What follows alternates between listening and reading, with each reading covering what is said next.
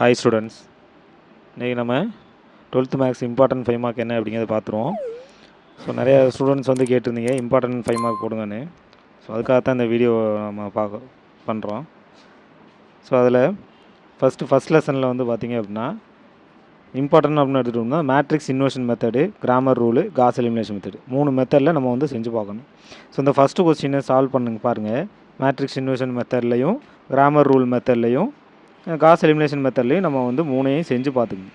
So செஞ்சு பார்த்துட்டு அதுக்கு பார்த்துட்டிங்க அப்படின்னாலே நமக்கு இந்த வேட் ப்ராப்ளம்லாம் நமக்கு ஈஸியாக இருக்கும். அதனால் இந்த 3 மெத்தடு இதில் இம்பார்ட்டன்ட்ங்கிறது பர்டிகுலராக நம்ம சொல்ல முடியாது. ஸோ எல்லாத்தையுமே நம்ம மெத்தடு தான் நமக்கு முக்கியம், சரிங்களா? ஸோ அப்போ மேட்ரிக்ஸ் இன்வர்ஷன் மெத்தடு எப்படி செய்யணும் அப்படின்னு பாருங்கள்.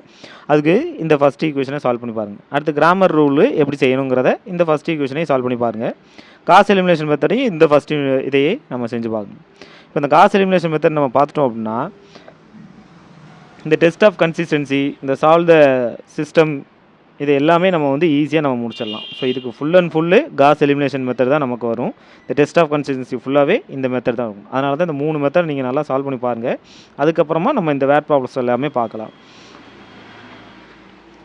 இப்போ இந்த வேட் ப்ராப்ளம்ஸில் பார்த்தீங்க அப்படின்னா ஃபஸ்ட் கொஸ்டின்னு அதில் மேட்ரிக்ஸ் இன்வர்ஷன் மெத்தடில் சால்வ் பண்ண சொல்லியிருப்பாங்க. அடுத்து செகண்ட் கொஸ்டின் அதுக்கு வந்து மேட்ரிக்ஸ் இன்வர்ஷன் மெத்தடில் சால்வ் பண்ண சொல்லியிருப்பாங்க, சரிங்களா?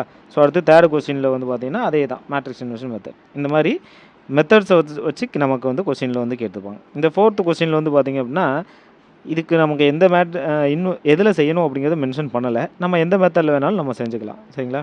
ஸோ அடுத்து ஃபிஃப்த்து கொஸ்டின் எக்ஸசைஸ் 1.4 செகண்ட் சம்மாக இருக்கும். ஸோ அதை வந்து கிராமர் ரூலில் பண்ண சொல்லியிருப்பாங்க. ஸோ அதை நம்ம கிராமர் ரூலில் பண்ணி முடிச்சிடலாம். ஸோ அடுத்து இந்த இதை வந்து பார்த்தீங்கன்னா யூஸ் கிராமர் ரூல் இருக்கு இல்லையா? ஸோ அதனால் கிராமர் ரூலில் யூஸ் பண்ணுங்கள். ஸோ எக்ஸாம்பிள் நம்பர் என்ன, எக்ஸசைஸ் நம்பர் என்ன அப்படிங்கிறத முதல் கொண்டு நம்ம வந்து டீட்டெயிலாக கொடுத்துருக்கோம். ஸோ கொஸ்டினோட ஸோ கீழே நான் இதுக்கான பிடிஎஃப் வந்து நான் உங்களுக்கு இந்த வீடியோவுக்கு கீழே நமக்கு நீங்கள் டிஸ்கிரிப்ஷனில் வந்து பாருங்கள். இதுக்கான பிடிஎஃப் நான் வந்து உங்களுக்கு அனுப்பி வச்சுருக்கேன். ஸோ இங்கே டவுன்லோட் பண்ணி பார்த்துக்குங்க, சரிங்களா?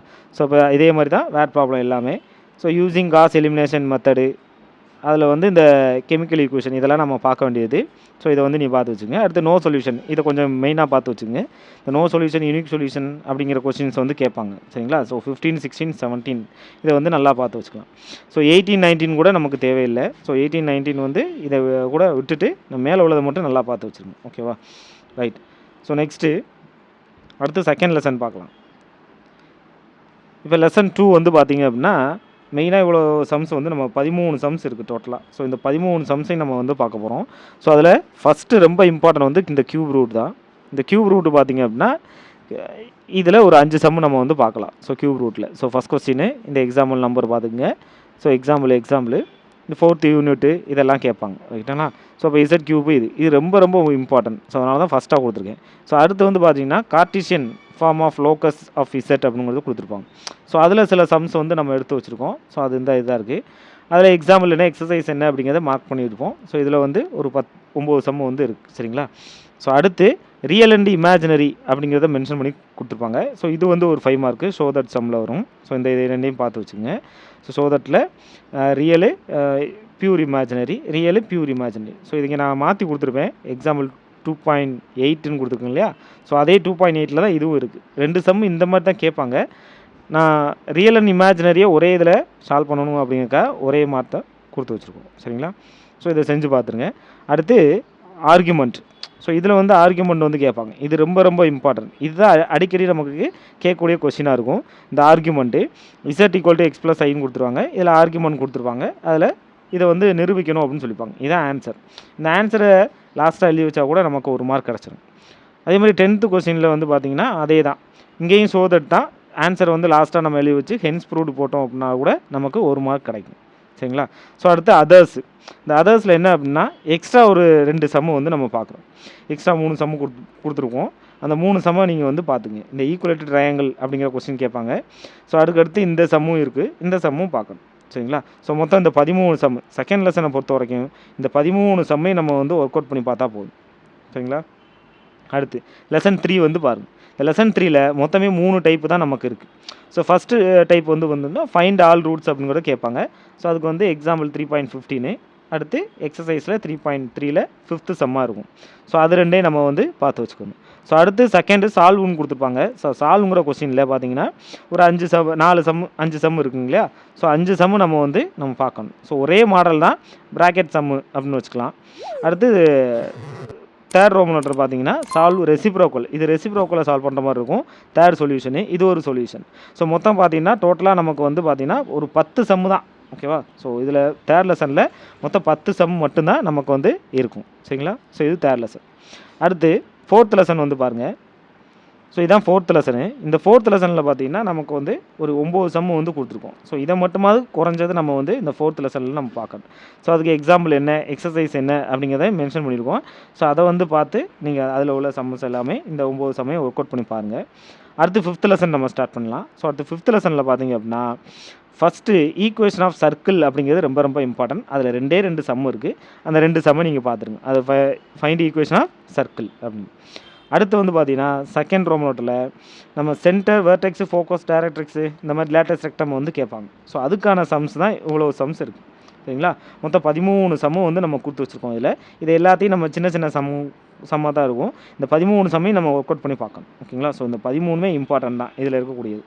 அடுத்து நம்ம மூணாவதாக நம்ம பார்க்குறது வேட் ப்ராப்ளம். ஸோ இந்த வேட் ப்ராப்ளத்தில் நம்ம ஃபுல்லாகவே வேட் ப்ராப்ளம் இதில் ஏதாவது ஒன்று கொஸ்டினில் 2 மார்க்லேயும் 3 மார்க்லேயும் 5 மார்க்லேயும் நமக்கு வந்துக்கிட்டே தான் இருக்கும். ஸோ அதனால் ஃபுல் அப்படிங்கிறத கொடுத்துருப்பேன். எக்ஸசைஸில் 5.5ல் ஃபுல்லாக நம்ம பார்க்க வேண்டியது இருக்குது.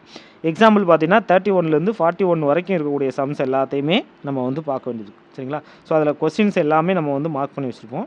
அந்த கொஸ்டின்ஸ் எல்லாத்தையுமே நீங்கள் பார்த்து அதுக்கு தகுந்தாப்பில் செஞ்சுருக்கணும். ஸோ இது எல்லாமே அதுதான். So questions 21 questions 21 word problem மொத்தமாக இருக்குது நமக்கு. சரிங்களா? ஸோ அடுத்து 6th லெசன் பாருங்கள். இப்போ இந்த 6th லெசனில் பார்த்தீங்கன்னா ஈக்குவேஷன் ஆஃப் பிளேன் ரொம்ப ரொம்ப important. Equation of plane. So அதுக்கான கொஸ்டின்ஸ் கொடுத்துருக்கேன். மொத்தம் 9 கொஸ்டின்ஸ் தான் நமக்கு இருக்குது. அடுத்து தியரம், அது 2வது இம்பார்ட்டன்ட். ஸோ தியரம் பார்த்தீங்க அப்படின்னா 4 தியரம் தான். இந்த 4 தியரம் பார்த்தாலே போதும். சரிங்களா? ஸோ இந்த ஈக்குவேஷன் ஆஃப் பிளேனு, இந்த தியரம், இந்த 2 கொஸ்டின்ஸும் கண்டிப்பாக கொஸ்டின் பேப்பரில் இருக்கும். ரைட்டுங்களா? ஸோ அடுத்து நம்ம 7th லெசன்ஸ் பார்க்க போகிறோம். இப்போ இந்த 7th லெசன்ஸில் பார்த்தீங்க அப்படின்னா ஆங்கிள் அப்படிங்கிற ஒரு 3 சம்மு கேட்டுப்பாங்க. So find angle between, find angle between அப்படிங்கிற மாதிரி இந்த ஒரு 3 கொஸ்டின்ஸ் இருக்குது. ஸோ இந்த ஆங்கிளில் ஒரு 3 சம்மு, ஆர்த்தோகனல் பார்த்தீங்க அப்படின்னா ஆர்த்தோகனலில் ஒரு 3 சம்மு நான் கொடுத்துருக்கேன். சரிங்களா? ஸோ மொத்தம் ஒரு 6 சம்மு இந்த லெசன் 7ல் குறைஞ்சது நம்ம பார்க்க வேண்டியது இந்த 6 சம்மு. ஓகேவா? ஸோ இந்த 6 சம் பார்த்ததுக்கு அப்புறம் தான் நம்ம வேட் ப்ராப்ளம் அப்படிங்கிறத பார்க்க போகிறோம். ஸோ வேட் ப்ராப்ளம் 1ன்னு போட்டிருப்பேன். ஸோ இந்த வேட் ப்ராப்ளம் 1 அப்படிங்கிறது என்ன எக்ஸாம்பிள் பார்க்கணும், என்ன எக்ஸசைஸ் பார்க்கணும் அப்படிங்கிறத நம்ம இங்கே நோட் பண்ணியிருக்கோம். இதான் main word problem first. So இதில் ஒரு 13 சம்மு கிட்ட நம்ம மார்க் பண்ணியிருக்கோம் இல்லையா? ஸோ வேட் ப்ராப்ளத்தில் இவ்வளோ 13 சம்மு இருக்குங்க. சரிங்களா? ஸோ இது எல்லாத்தையும் நம்ம ஒர்க் அவுட் பண்ணி பார்க்கணும். ஸோ அடுத்து இங்கே 14, 15. சரிங்களா? ஸோ 15 வேட் ப்ராப்ளம் நமக்கு இருக்குது இதில். அடுத்து வேட் ப்ராப்ளம் 2 அப்படின்னு நம்ம போட்டிருப்பேன். ஸோ அந்த வேட் ப்ராப்ளம் என்னென்னா அதில் ஒரு 5 சம்மு மட்டும் பார்க்கணும். இது எக்ஸசைஸ் 7.1ல் ஃபஸ்ட் எக்ஸசைஸில் நமக்கு இது வரும். ஸோ அதை ஒரு 5 சம் மட்டும் பார்த்தா போதும் அதில் உள்ளது. சரிங்களா? ஸோ இதிலேருந்து நம்ம 7th லெசன் ஒரு 5 வேட் ப்ராப்ளம் இருக்குது. அதில் மேலே ஒரு 15, மொத்தம் 20 வேட் ப்ராப்ளம் நமக்கு இருக்குது. அடுத்த லெசன் 8 பாருங்கள். இந்த லெசன் 8ல் ஒரு 5 சம்மு நம்ம கொடுத்து வச்சுருப்போம். மெயினாக 5 சம்மு கண்டிப்பாக பார்த்தே ஆகணும். ஸோ அதில் இது எல்லாமே யூலர் அப்படின்னு சொல்லுவாங்க. சரிங்களா? ஸோ யூலரை நம்ம வெரிஃபை பண்ணி காமிக்கிறது. ஸோ யூலர் சம்மை செய்கிறது. இந்த 5 சம்மை மட்டும் இந்த லெசன் 8ல் நீங்கள் பார்த்துருங்க. அடுத்து லெசன் 9. ஸோ லெசன் 9ல் பார்த்தீங்க அப்படின்னா ஃபுல் அண்ட் ஃபுல் நமக்கு ஏரியா தான் நமக்கு மெயினாக இருக்கக்கூடியது. சரிங்களா? ஸோ ஏரியா சம் மட்டும்தான் நம்ம பார்க்க போகிறோம். ஸோ ஏரியா கண்டிப்பாக கொஸ்டின் பேப்பரில் இருக்கும். இந்த ஏரியா சம்மை பார்த்துக்கு. ஸோ எத்தனை ஏரியா இருக்குது அப்படிங்கிறது நீங்களே பாருங்க. 21, 22, 23 ஏரியா இருக்குது. சரிங்களா? ஸோ அவ்வளோதான். இந்த 23 சம்மை நம்ம ஒர்க் அவுட் பண்ணி பார்க்கணும். இதில் கண்டிப்பாக ஒரு 5 மார்க்கு கண்டிப்பாக கொஸ்டின் பேப்பரில் இருக்கும். சரிங்களா? 23 ஏரியாவையும் நம்ம கண்டுபிடிச்சி செஞ்சு பார்க்கணும். ரைட். ஸோ அடுத்து லெசன் 10. 10வது லெசனில் பார்த்தீங்க அப்படின்னா அதுலேயும் வேட் ப்ராப்ளம் மட்டும் தான் நம்ம பார்க்க போகிறோம். ஸோ அதில் வேட் ப்ராப்ளம் பார்த்தீங்கன்னா அப்படின்னா 10 வேட் ப்ராப்ளம் இருக்குது. லாஸ்ட்டாக 10வது வேட் ப்ராப்ளம். ஸோ இந்த 10 வேட் ப்ராப்ளம் பார்த்தோம்னா இதிலேருந்து ஒன்று கண்டிப்பாக நமக்கு கொஸ்டின் பேப்பரில் இருக்கும். சரிங்களா? ஸோ அப்போ 9லேயும் நமக்கு வேட் ஏரியா இருக்கும். இந்த 10லேயும் இது நமக்கு இருக்கும். இதை மட்டும் நம்ம பார்த்தாலே போதுமானது. அடுத்து 13 இருக்குது. சரிங்களா? ஸோ 10வது லெசனில் ஒரு 13 வேட் ப்ராப்ளம் இருக்குது. அடுத்து 11th லெசன் வந்து நம்ம பார்க்கலைங்க. 11th லெசனில் நமக்கு மாடல் தான் நமக்கு வரும். ஸோ அதனால் 11th லெசன் நம்ம பார்க்கல. ஸோ அதில் 12th லெசன் பார்க்குறோம் லாஸ்ட்டாக. 12th லெசனில் இந்த ப்ராப்பர்ட்டிஸை வந்து வெரிஃபை பண்ண சொல்லுவாங்க. அதில் வந்து ஒரு 7 சம்மு நமக்கு எடுத்துருக்கோம். ஸோ அந்த ப்ராப்பர்ட்டியை வந்து வெரிஃபை பண்ணுற சம்மை இந்த 7 சம்மு வந்து பாருங்கள். ஸோ அடுத்து ட்ரூத் டேபிள், இதான் அந்த ட்ரூத் டேபிள். இதான் இருக்கிறதுல ஈஸியான கொஸ்டின்ஸு. இந்த ட்ரூத் டேபிளில் வந்து பார்த்திங்க அப்படின்னா ஒரு 11 சம் நம்ம வந்து கொடுத்துருக்கோம். ஸோ இதை எல்லாத்தையும் நம்ம வந்து சால்வ் பண்ணி பார்த்தாலே நமக்கு போதுமானது. சரிங்களா? ஸோ அடுத்து லெசன் 11ல் வந்து பார்த்திங்க அப்படின்னா லெசன் 11ல் நமக்கு ப்ராபபிலிட்டி மாஸ் ஃபங்க்ஷன் அப்படிங்கிறது ஒன்று இருக்குது. ஸோ அதுலேருந்து நம்ம கொஸ்டின்ஸ் வரும். அடுத்து வந்து பார்த்திங்கன்னா குமுலேட்டிவ் டிஸ்ட்ரிபியூஷன் ஃபங்க்ஷன் அப்படிங்கிற கான்செப்டை வச்சு நமக்கு சம் இருக்குது. அடுத்து 3வது ப்ராபபிலிட்டி டென்சிட்டி ஃபங்க்ஷன் அப்படின்னு ஒன்று இருக்குது. சரிங்களா? ஸோ அதை வந்து பார்க்கணும். ஸோ ஒவ்வொன்றிலையும் ஒரு 5 சம் இருக்கும். சரிங்களா? இதில் ஒரு 5 சம் இருக்கும், இதில் ஒரு 5 சம் இருக்கும், இதில் வந்து ஒரு 3 சம்மு கிட்ட இருக்குது. சரிங்களா? ஸோ அடுத்து 4th வந்து டைப் வந்து பார்த்திங்கன்னா டிஎஃப் டிஸ்ட்ரிபியூஷன் ஃபங்க்ஷன் அப்படின்னு சொல்லுவாங்க.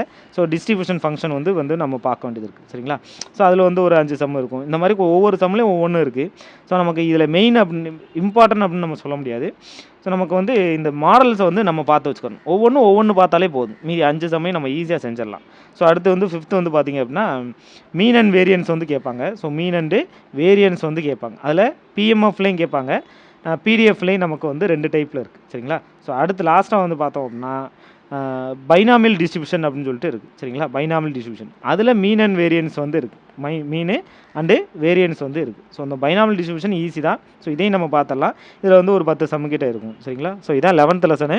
11th லெசன் இம்பார்ட்டன்ட் அப்படின்னு நம்ம பார்க்க முடியல.